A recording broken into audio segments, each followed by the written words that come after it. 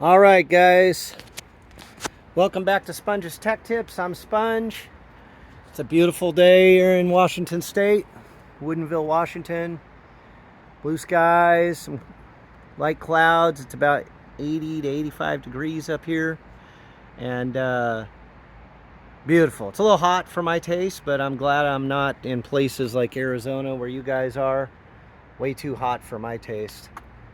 My wife's down there going to a concert, and she said it was like 110 down there, which is insane. So we are still here working on our 2008 Honda Pilots.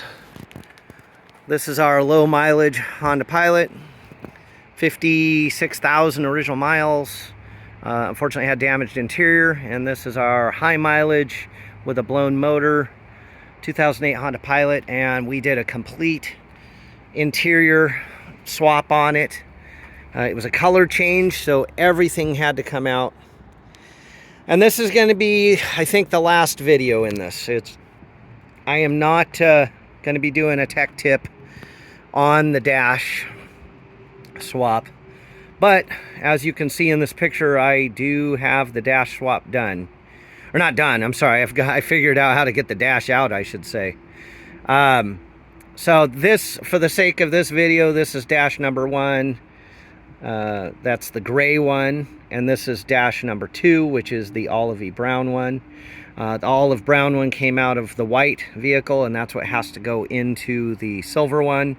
The gray dash, which wasn't actually damaged, had to come out of the silver Honda Pilot because the interior was damaged and it matched the interior. So we did a full color swap, and that's why the dash came out.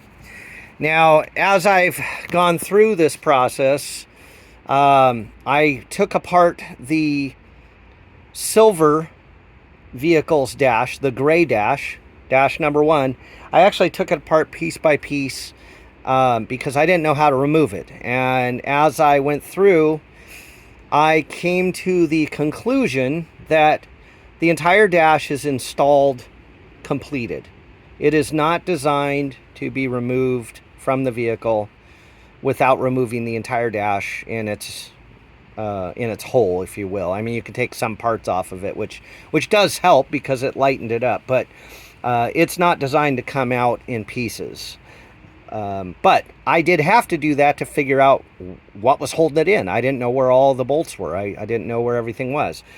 So after taking this one, dash number 1 apart, I was able to figure out how to take dash number 2 apart enough to find the bolts and remove it complete. So showing you where all those bolts are. I did do another video where I showed inside the vehicle. I pointed out some of the bolts, but there's about 7 or 8 bolts on the inside of the vehicle.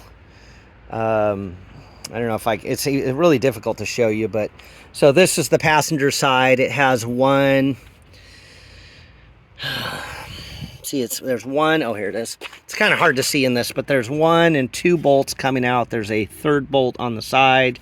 There is another bolt coming in from an angle. You have to unplug the door wiring, slide it through because it catches here when you're trying to slide it forward. You've got, on the passenger side, you've got 2 bolts down on the bottom of the center console area. On the passenger side, on the driver's side, you have 3 bolts. You can see the back side of those here, 1, 2, 3. And then the driver's side, which was the most confusing, it has a single bolt down here. Again, it's, oh, here it is. So it's actually underneath your fuse box, hidden, and then it's actually bolted from the outside of the vehicle. And this was very difficult. I actually found underneath this panel on the outside, you have these long bolts that come from the outside of the car, which hold the dash in. And there's one there, and there's one here, which you get at by opening the door. So now you have access to those 2 bolts. There's a single screw that you remove to get access to those bolts. And then there's another bolt inside the door jamb down here, and that slides in and mounts it there. You do need to completely disassemble the steering column, and to take it out in one piece, not only do you have to disconnect the steering column, you actually have to take apart everything on the steering column also, which includes your gear shift selector and your clock spring. Everything's got to come out. And then once you get all those bolts undone, now you've got to contend with about 75 plugs, which are going everywhere. There's male and female plugs on both sides. There's male and female plugs in the center. It's an absolute nightmare, guys. And I honestly, if you're watching this tech tip video, my advice to you, don't do this. Don't even open up Pandora's box and try to do this. It's just not worth it.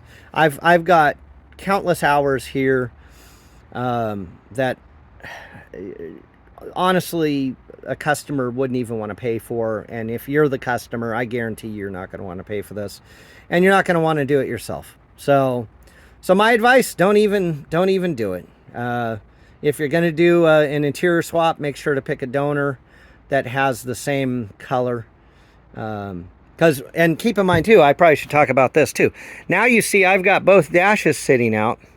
This one's sitting here because I have to, so dash number 1, the gray dash, I actually have to rebuild this dash to put it back into the donor vehicle. I have to actually reassemble everything I've taken apart outside the vehicle.